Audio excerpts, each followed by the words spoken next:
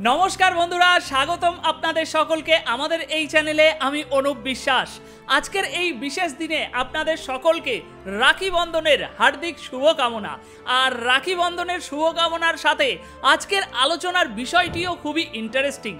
भारतवर्षे आज पर्यन्त मिलिटारि कू अर्थात सामरिक अभ्युत्थान केन हयनि? आज स्वाधीनतार ৭৭ बछर परो केन एकदिनेर जन्यও भारतवर्ष सैन्य शासनेर हाथे जायनि? अथच आमादेर प्रतिवेशी प्रत्येकटी देशे এই घटना बहुबार घटेছে। बांग्लादेश, पाकिस्तान, म्यांमार भारतेर तुलनाय এই দেশগুলো খুবই ছোট। এই দেশগুলোতে ভারতের মতো এত বৈচিত্র্য নেই, না সেখানে এত ধর্ম আছে, না আছে এত জাতি, না আছে এত স্টেট, আর না এত ভাষা বলা হয়। তবুও এই দেশগুলোতে গণতন্ত্র বেশি দিন টিকে থাকতে পারে না।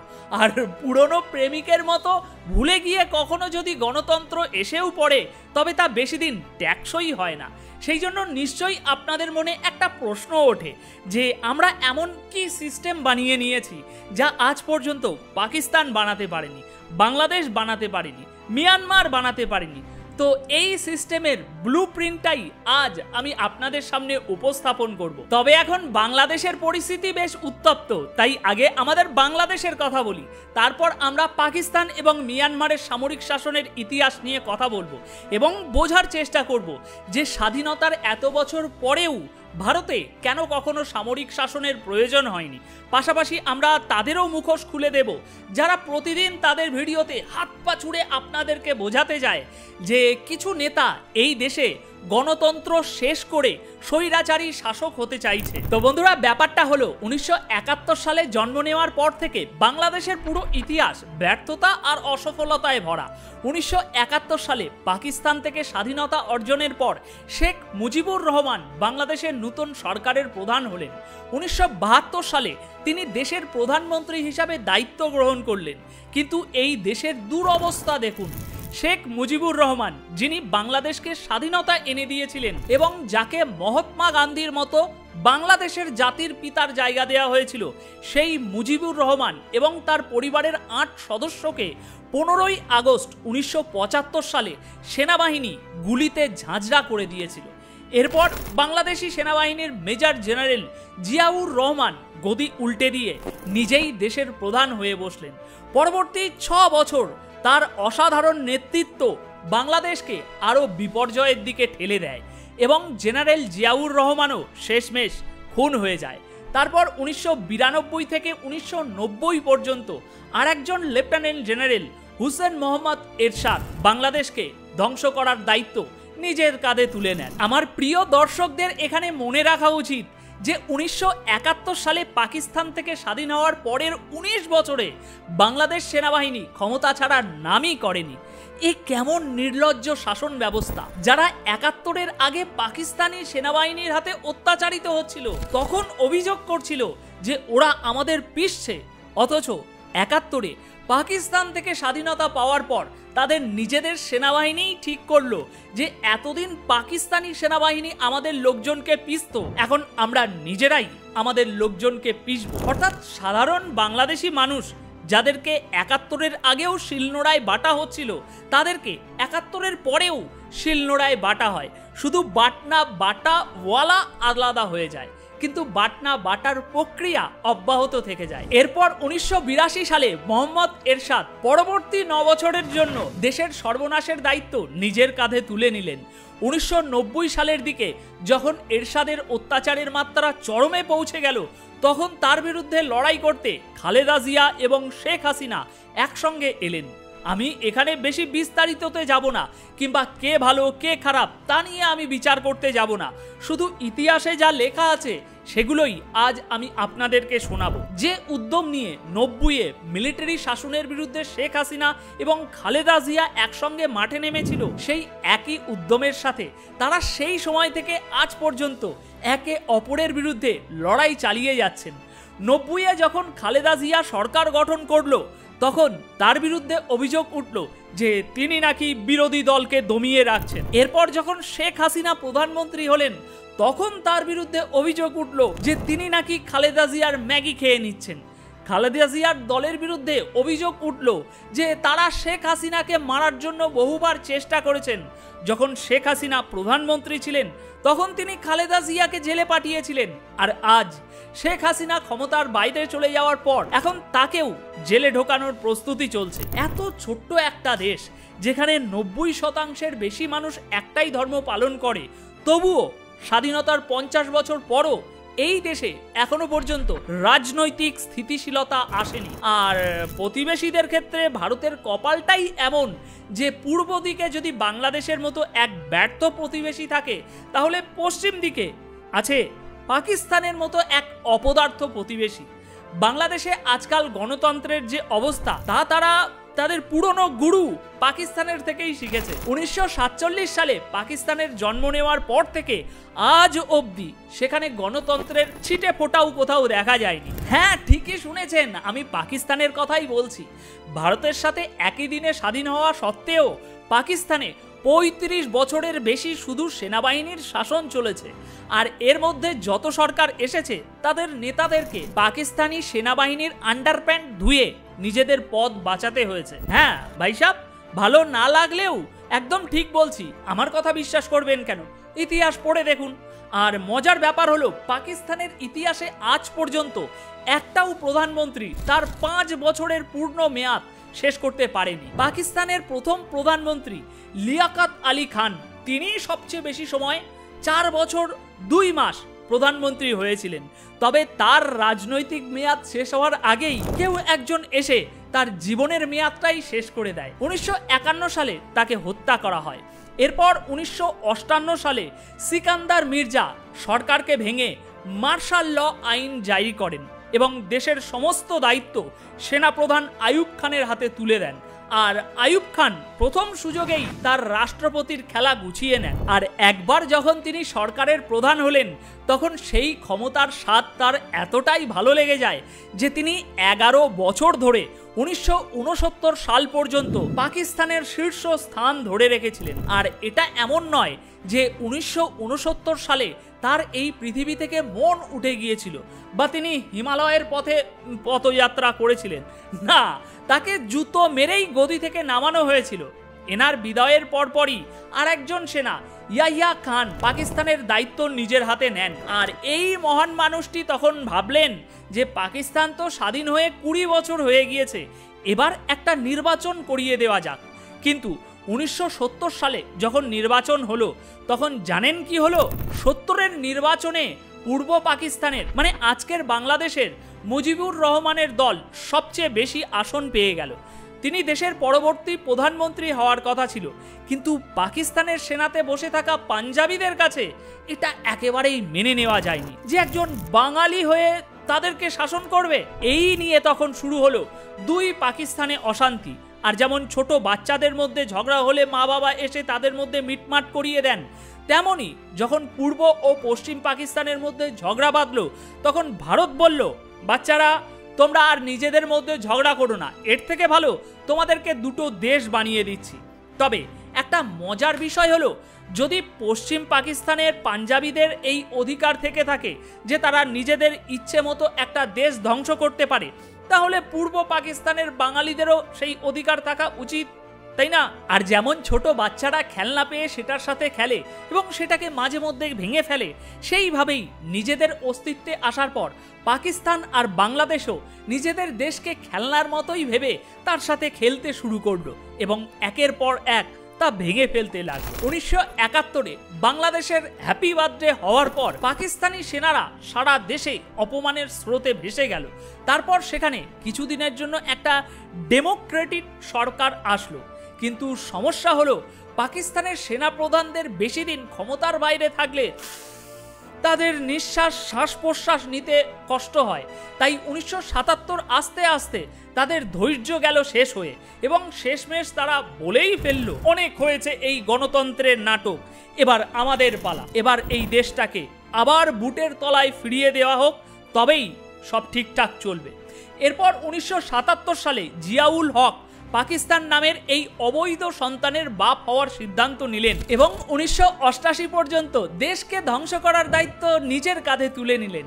এর পরের 11 বছর ধরে বিশ্বের চাপে সেখানে গণতন্ত্রের ভান করার কিছুটা চেষ্টা করা হলো, কিন্তু 1999 সালে কারগিলে নিজেদেরকে অপমানিত করার পর জেনারেল মোশারেফ তার দোষ পুরোপুরি নওয়াজ শরীফের উপরে চাপিয়ে দিলেন। শরীফ দেশ ছেড়ে পালিয়ে গেলেন আর জেনারেল মোশারেফ 2008 পর্যন্ত পাকিস্তানের রাষ্ট্রপতি হয়ে রইলেন। 2009 সালে সেখানে আবার গণতান্ত্রিক সরকার এলো, তবে পাকিস্তানের গণতান্ত্রিক সরকারে ঠিক ততটাই গণতন্ত্র থাকে যতটা আলুর চপে আলু থাকে আর স্টেশনের চায়ে চা থাকে। যদিও ভারতের সবচেয়ে বেশি আগ্রহ আমাদের এই দুই প্রতিবেশী দেশের উপরে, তবে আজ যখন প্রতিবেশীদের নিয়ে কথা উঠেছে তখন মিয়ানমারের কথা বাদ দিয়ে কি আর এই আলোচনা সম্পূর্ণ হতে পারে? তাহলে হয়তো তাদের বুকে অনেকটাই লাগবে।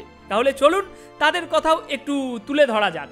বন্ধুরা, 1948 সালে ব্রিটিশ শাসন থেকে স্বাধীনতা পাওয়ার পর শুরুতে বার্মার মানে বর্তমান মিয়ানমার গণতন্ত্রের প্রতি তাদের বেশ আগ্রহ ছিল, কিন্তু মাত্র 14 বছরের মধ্যেই পাকিস্তানের মতো বার্মার সেনাবাহিনীও দেশ শাসন করার জন্য ব্যাকুল হয়ে উঠল। 1962 সালে জেনারেল নে উইন সেখানে সরকারের সুইচ অফ করে পরের 26 বছর তার পিছনে সিমেন্ট লাগিয়ে সেখানকার ক্ষমতার চেয়ারে পেরেক মেরে বসে রইলেন।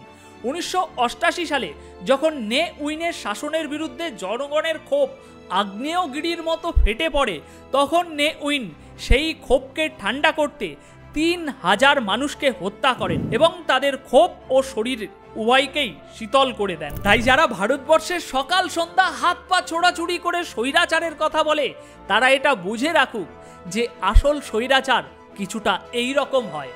26 বছর ক্ষমতায় থাকার পরও যখন ক্ষমতার চেয়ার ছাড়ার প্রসঙ্গ আসে, তখন হাজার হাজার মানুষকে হত্যা করতে হলেও পিছপা হয় না তারা।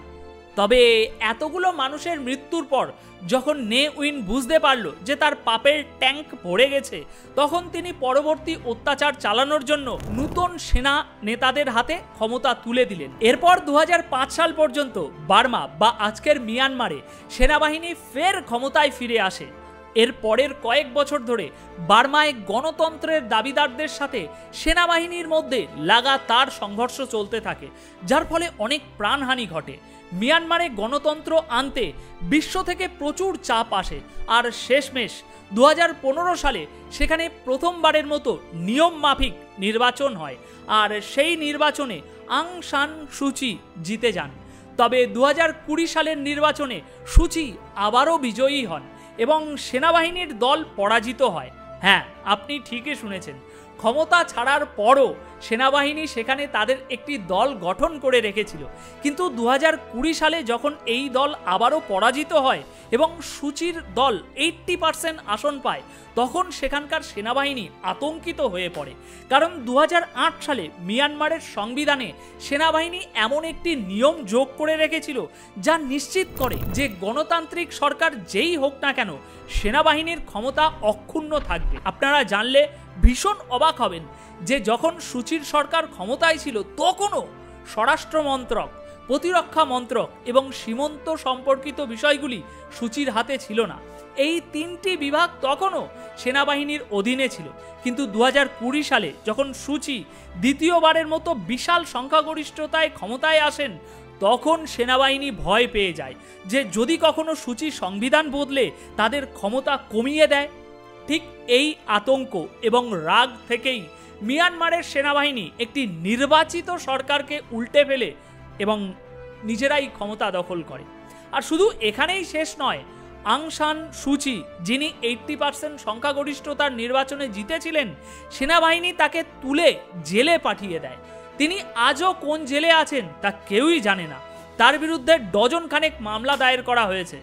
যারা জানেন না তাদের বলি, এই আং সান সুচি সেই ব্যক্তি যিনি 1991 সালে বার্মায় গণতন্ত্র আনতে তার শান্তিপূর্ণ আন্দোলনের জন্য নোবেল পুরস্কার পেয়েছিলেন। এখন বলুন, এর চেয়ে তামাশা আর কি হতে পারে? আর এই পুরো কাহিনীতে সবচেয়ে অবাক করার বিষয় হলো, পাকিস্তান এবং মিয়ানমার একই সময়ে স্বাধীন হয়েছিল।